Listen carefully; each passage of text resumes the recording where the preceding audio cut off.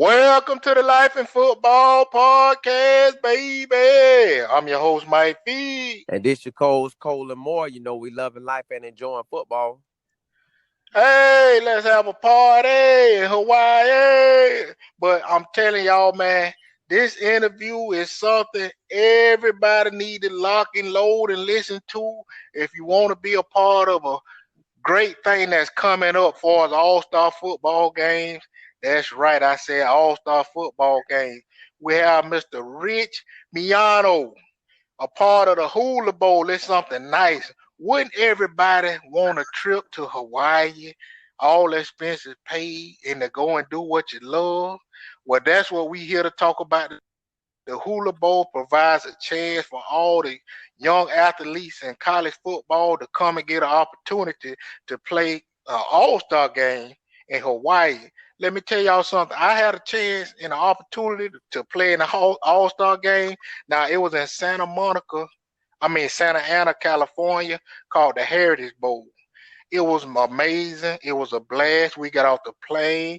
They took us to the hotel. It was nice. So I can only imagine how it is flying to Hawaii and going to a bowl game to the land in a place where everybody dreamed to go for us in the United States. Would love to have a vacation at. But without further ado, I'm going to quit running my mouth and let Simo bring him on. How you doing, Mr. Rich? I'm doing great. It's a beautiful day here in Hawaii, and excited to talk to both of It's a you. blessing to have you on, and I wish me and Mike was right in front of you doing this interview. Yeah, that's the beautiful thing about having an all-star college football game in the most beautiful place in the United States, if not the world. These are memories. A 1 week, all expenses, beautiful hotel, ground transportation, food, Polynesian shows, and of course, it culminates with a all-star game in front of at least 50 to 100 NFL scouts, all 32 teams represented. The XFL was here last year. The Canadian Football League was here. We even had representatives from the World WWE, World Wrestling Entertainment Organization. So this is a week that these young men will remember the rest of their lives, even if they become Drew Brees, Reggie White, guys like Deion Sanders, Tony Dorsett, Eric Dickerson. It don't matter what levels you reach. You'll never forget an all-expense No, paid you trip to won't. Hawaii. And me and Mike, we are truly planning on coming over there, watching the bowl game, getting all the photos and videos and the excitement that you just said. We definitely want to come over there and do that. But Mr. Rich, how do you feel being, to me, you Mr. Hawaii. You played high school ball in Hawaii. You went to University of Hawaii. You played in the Hula Bowl game. And then you went to the NFL. How does that feel to be now running the Hula Bowl? Well, as you mentioned, I also coached in the game years back as well, and I've kind of done that full circle. But being from the state of Hawaii, actually playing high school football here, and it's an incredible high school atmosphere for football because there's no professional teams. And then going to the University of Hawaii and playing at the University of Hawaii was quite a great experience as well. We were a very formidable football team. That sent a whole bunch of guys to the National Football League. And as you know, Polynesian people, and that's what really represents this great melting pot we live in, per capita sends more guys to the NFL than any other ethnicity. So when you talk about, these Samoans and Tongans and Hawaiians, they make great football players, but they also, it's a great host culture here. So then playing in the National Football League, at the highest level with the Philadelphia Eagles, New York Jets, and Atlanta Falcons for 11 years, it enabled me to see and be a part of, this great sport that we all play that brings so many people together. And in these times, whether it's, the epidemic of COVID or it's the racial strife or racial injustice, it's a wonderful sport to bring all races together to play this beautiful game in the most beautiful place in the world. So it's been a It blessing. definitely is. And with having it being in Hawaii and you getting to run the show, how did they actually pick you to be the one to run it? Because I know you was the liaison for University of Hawaii, and you connected with all the scouts, so it seemed like a perfect job for you. But how did they actually go about picking you? Yeah, I think they wanted to have boots on the ground, so to speak, somebody that knew the landscape, somebody that understands the this complex game of football with the ability to understand, college football, the 132 FBS teams as well as the FCS. And we had the Division II Players of the Year, Division III Players of the Year. We had 3 players from Japan. We also had 2 players from Australia. So this is an international game, and this is an international destination. So having been part of football my whole life and business, we have nonprofits, we have other businesses here in the state of Hawaii. I thought that, the owner, Nick Logan, and his daughter, Jennifer, who runs the game, really vetted the situation as much as possible. And I think myself, along with my wife and our organization, she's being of Hawaiian descent, was the perfect representatives to get this game not only played for the first time in close to 15 years, but this is the 75th annual Hula Bowl, and the festivities, of showing this great state in its great culture was a huge part of the CBS national broadcast, as well as I mentioned before, a week that these players will never forget because they learned how to do the haka, or the ha'a, as it's called in Hawaii, which is a Hawaiian warrior dance. They learned about this great culture of ours, and I think they saw the natural beauty as well as the people that are so appreciative of giving to this great game of Mr. football. Rich, you took one of my questions, man. I was gonna definitely ask you about that dance, and but I'm gonna ask you some more on it. But before we get started on that, could you please enlighten us on how you started your journey in the game of football? How you ended up, started falling in love with the game of football as well. Well, it started when I was a young kid in Brockton, Massachusetts, the home of Marvin Hagler and Rocky Marciano, the former shoe capital of the world, which is 6,000 miles away from Hawaii. But when my family moved here to Hawaii, you know, it was a difficult transition for us because we were not used to or didn't understand both the Polynesian culture and the Asian culture and all the different cultures that make up this great diverse state. So when I was in high school, it was really playing football to kind of be one of the boys, to be part of, the group of guys that play this sport and to be accepted in this community, in this state. And fortunately, we won the state championship. I made all state first team. I ended up going to the University of Hawaii, where I got drafted by the New York Jets. But it's been a long journey. But I think, as most people will tell you that play this game, it's the ability to, the adversity, the resiliency, teamwork, leadership, the ability to understand, to be humble in loss and also humble in victory, but also to prepare for what I think is the most strategic game that's played. And just to be part of that, this state, and represent both of those and trying to do it with the Aloha spirit, I think is important. Mr. Rich, I love everything you're talking about, and I could tell you have a true love and passion for the game. But if you could give us some insight in the story behind the Great Warrior Dance that we see. Now, hey, before I go on, everybody, if you don't know, just Google what I'm saying, the Hawaii Warrior Football Dance. It'll just pop up all over YouTube, all over Google. I've seen this dance so many times, and I always wondered how it got started, or maybe even what's the history behind it. If you could give us some insight on that. Well, it's kind of a war chant, and it's kind of a prideful thing for these warriors who, obviously, the most popular one is the haka, which is in New Zealand.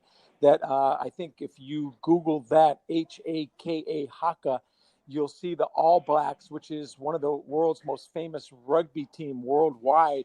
And again, they do that before every game. And then the Hawaiian version is the ha'a, which is HAHA, which again, HAA, excuse me, just HAA, HAA.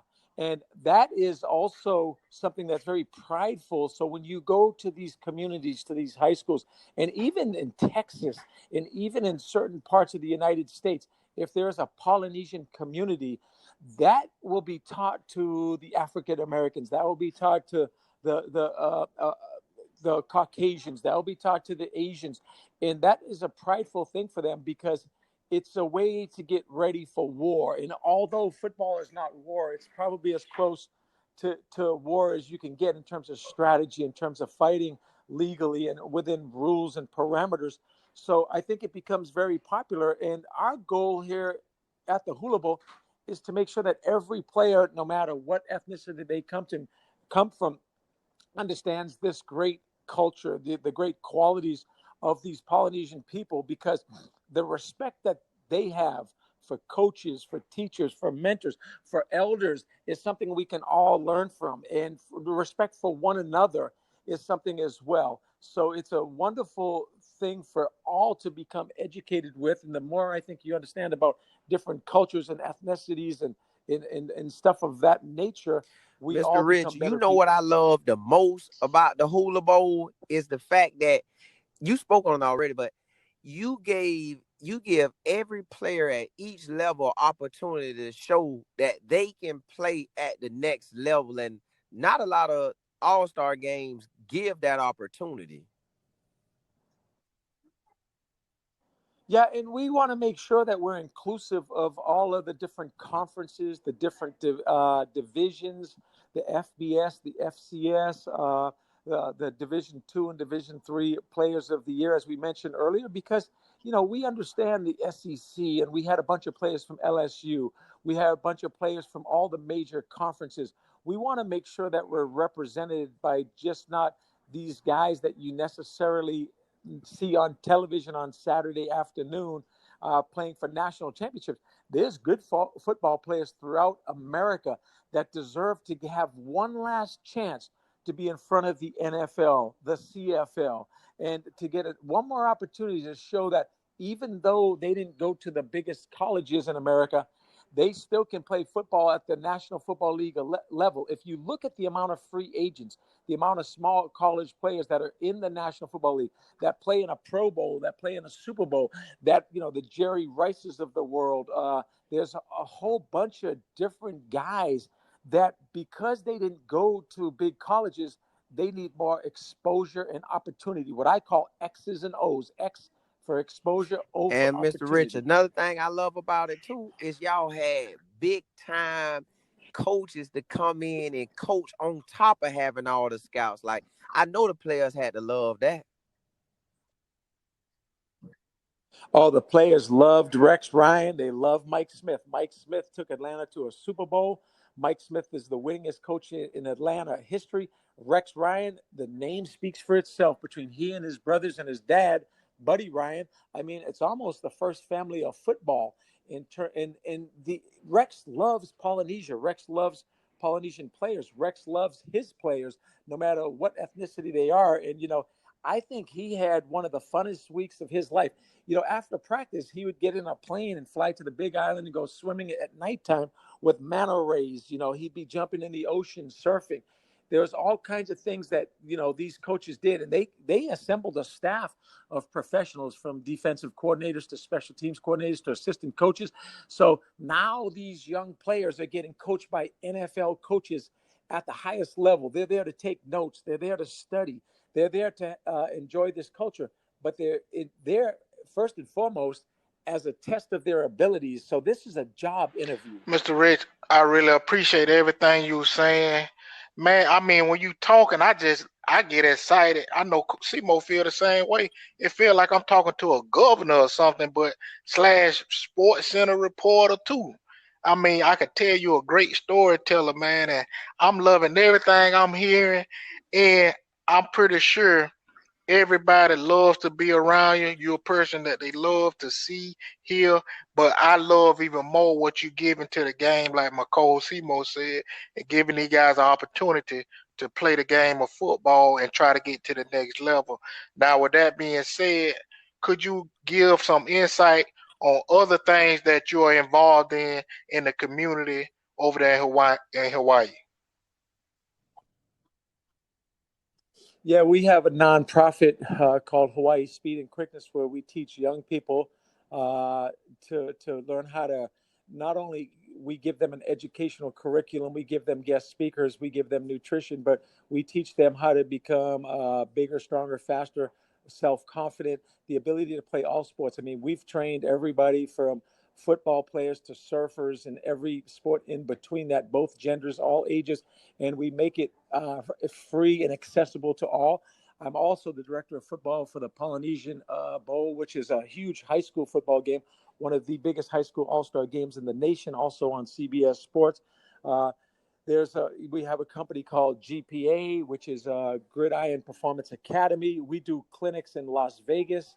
We do this whole Polynesian brand that is really taking off at the highest level, which I'm so proud of, giving Polynesian people representation, not only in our Hall of Fame, not only in our bowl game, not only in our combine and clinics throughout America, but just a voice for people to understand and be educated on this. Mr. Rich, culture. I appreciate having you on today, and I'm gonna go ahead and open up the floor and give you an opportunity to give some insight on things you may have coming up for the Hula Bowl and any other information you would like to provide to the football fans out there. Well, again, we hope, and we're currently negotiating this contract to be on CBS Sports. And we also are in the process of evaluating players. With this pandemic, we're not too sure in terms of the whole college football or the high school football landscape, for that matter, the National Football League. But we hope that this great sport is played again soon and played again safely, because I think it gives entertainment. I think it gives the people of this great country the opportunity to see a sport that they so thoroughly enjoy. So, we're going to have this Hula Bowl. It's going to be the 75th annual. It's scheduled for January 31st, 2021 here in the great state of Hawaii. And we're hoping for, not only representation in terms of great players, but also a television audience, also people that come to the state of Hawaii to see this game and enjoy this beautiful state that we have. So we're just excited about the 75th annual. At one time, as both of you know, I mean, we had the greatest players in America. If you name a Heisman Trophy winner, an Outland Trophy winner, a Lombardi Trophy winner, a first-round draft pick, a Super Bowl MVP, they're all part of the Hula Bowl. We now also have, obviously there's a Senior Bowl, there's an NFLPA game, there's an East-West Shrine game, but I think we've given an option for these players throughout the country to, again, be evaluated, a job interview with the NFL, and I think that this is a great event in a great place, and I'm so glad. You've just heard Rich Miano, and I'm telling y'all, hey, if I had an opportunity, I'd sure enough put my helmet, cleats, and pads on, and I'm going to Hawaii, baby, to the Hula Bowl. That's right. The Hula Bowl is something that's special, and y'all heard the rich history he just laid out. And I mean, he had me so in tune.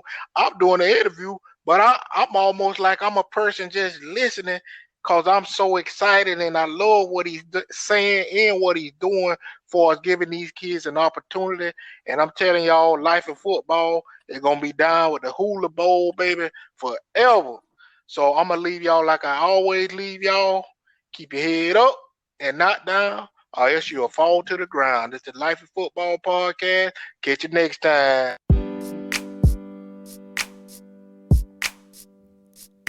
This is a new day to live your life. This is a new day to try to get right. This is a new day to get on track. Yeah, that's life in football. This is a new day to live your life. This is a new day to try to get right. This is a new day to get on track. Yeah, that's life in football. It's life in football.